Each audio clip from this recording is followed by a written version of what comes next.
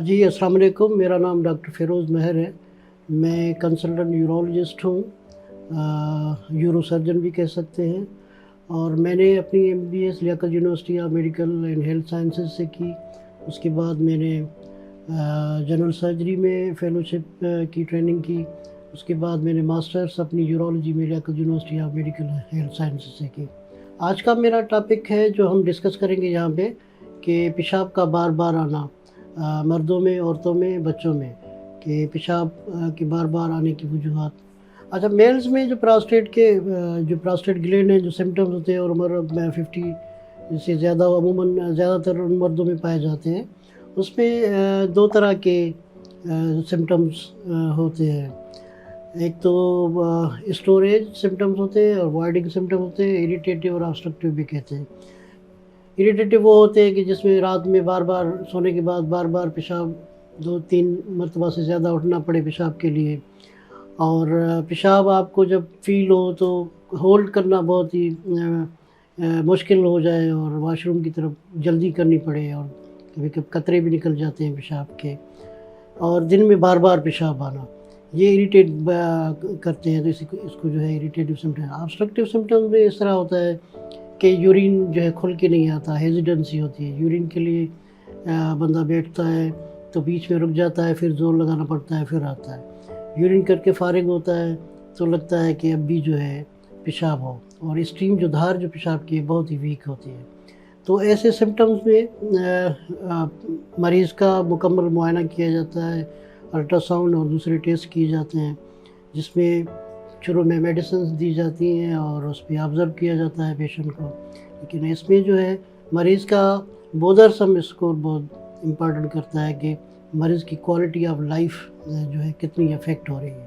Medicine کے باوجود بھی اس کی امپرومنٹ نہیں ہوتی، اور پیشنٹ جو ہے بہت ہی اریٹیڈ ہوتا ہے، تو پھر اس کی جو ہے پراسٹیٹ کے میڈیکل ٹریٹمنٹ بھی ہوتا ہے، اینڈ دین اگر میڈیکل ٹریٹمنٹ پہ کوئی فائدہ نہیں ہوتا تو ہم پھر آگے جو ہے اینڈوسکوپک ٹریٹمنٹ جو ہے، جس میں TRP بھی ہے، آج کل لیٹسٹ بھی اس میں لیزر بھی آ گئے ہیں، وہ ہم کرنے جا رہے ہوتے ہیں۔ تو اس سے جو ہے پیشنٹ کو کافی فائدہ ہوتا ہے۔ مقصد یہ ہوتا ہے کہ کوالٹی آف لائف جو ہے پیشنٹ کی امپروو ہو۔ اچھا، بچوں میں جو ہے پیشاب کی جو تکالیف ہوتی ہے، بچوں میں پیشاب کا بار بار آنا، کبھی بچوں میں پیشاب کی اور تکالیف ہوتی ہے، تو بچوں میں جو ہے اگر ان کو پوری طرح سے معائنہ کیا جاتا ہے بچے کا، کہ آیا پیشاب کی دھار کیسی ہے، کوئی پیشاب کا جو میٹس ہے یوریتھرا کا وہ نیرو تو نہیں ہے، اور کوئی انفیکشن تو نہیں ہے بچوں میں۔ تو بار بار اگر انفیکشن ہو رہا ہے بچے کو، تو اس میں بھی انویسٹیگیشن پراپرلی کی جاتی ہے کہ کوئی کنجنیٹل ابنارمیلٹی تو نہیں ہے۔ بچوں میں پراپر معائنہ بہت ضروری ہوتا ہے، کیونکہ عموماً بچوں میں جو ہے کنجنیٹل ابنارمیلٹیز ایسی ہوتی ہیں جس میں پیشاب کی تکلیف ہوتی ہے، لیکن وہ جو GP کے پاس جاتے ہیں یا کلینکس میں جاتے ہیں تو ان کو سمپٹومیٹک ٹریٹمنٹ دے کے جو فارغ کیا جاتا ہے، لیکن وہ پرابلم وہی رہتی ہے۔ اس میں بچوں میں بہت ہی امپارٹنٹ ہوتا ہے کہ پراپر یورولوجسٹ کو دکھایا جائے بچے کو، اس کا پراپر معائنہ ہو، کہیں جو ہے مثانے کی تکلیف ہے یا کوئی اور کنجنائٹل، جیسے بچوں میں میل میں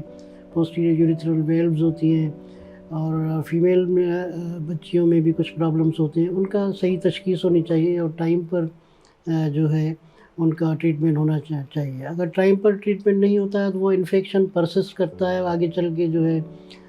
جو یورین ہے وہ پیشے کی طرف بھی ریفلیکس کر سکتا ہے، کڈنیز بھی ڈیمیج ہو سکتی ہے۔ ایون کچھ ایسے بچے بھی ہم نے دیکھے جو رینل فیلیور میں بھی جا چکے ہوتے ہیں۔ تو ٹائم پر جو ہے بچوں کو دکھانا چاہیے، ان کا پراپر معائنہ یورولوجسٹ سے کروایا جائے، اور جو کاز ہو اس کو ٹائملی ٹریٹ کیا جائے، تو اس کے بہت ہی مؤثر نتیجے نکلتے ہیں۔ اگر آپ کو ان تکالیف میں سے مجھ سے آپ کو اپائنٹمنٹ چاہیے تو آپ مرہم.pk سے رجوع کر سکتے ہیں، اور وہاں پر میری ٹائمنگ اسکیجول سارے موجود ہیں، وہاں سے آپ اپائنٹمنٹ لے کے آپ مجھ سے کنسلٹیشن کروا سکتے ہیں۔